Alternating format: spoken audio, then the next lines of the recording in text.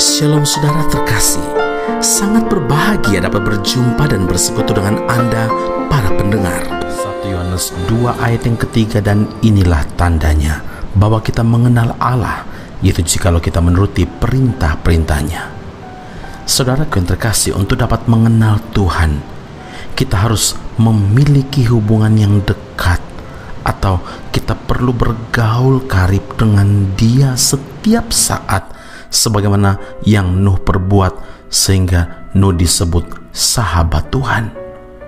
Dalam firman Tuhan Yohanes 15 ayat 14, Tuhan Yesus berkata, "Kamu adalah sahabatku jikalau kamu berbuat apa yang kuperintahkan kepadamu."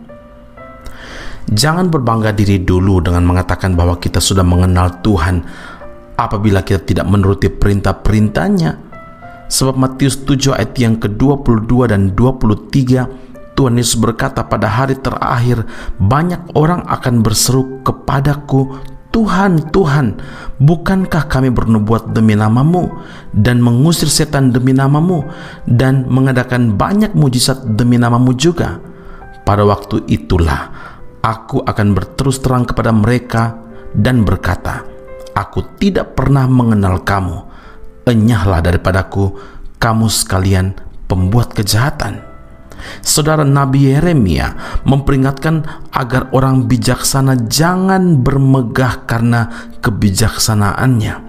Orang yang kuat jangan bermegah karena kekuatannya.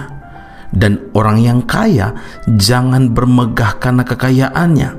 Tetapi siapa yang bermegah, hendaknya bermegah karena telah memahami dan mengenal Tuhan dengan benar. Yeremia 9 ayat yang 23 dan 24. Lalu bagaimana caranya?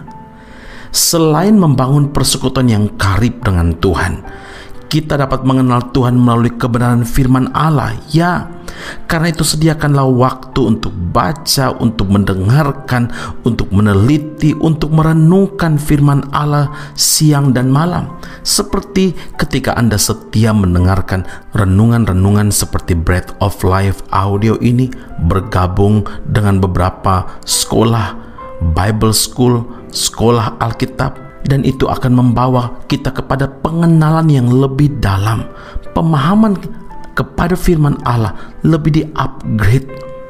Saudara, Daud menyatakan bahwa firman Tuhan itu sempurna, menyegarkan jiwa. Peraturan Tuhan itu teguh, memberikan hikmat kepada orang yang tidak berpengalaman. Titah Tuhan itu tepat, menyukakan hati.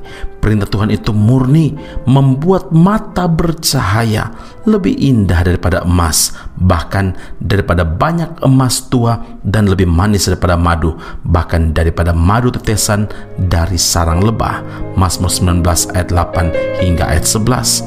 Saudara, kerja keras dan komitmen yang kuat diperlukan untuk dapat mengenal Tuhan dengan benar. Pertanyaan untuk kita renungkan adalah, sudahkah kita bergaul karib dengan Tuhan dan senantiasa menyediakan waktu untuk merenungkan firman Allah siang dan malam?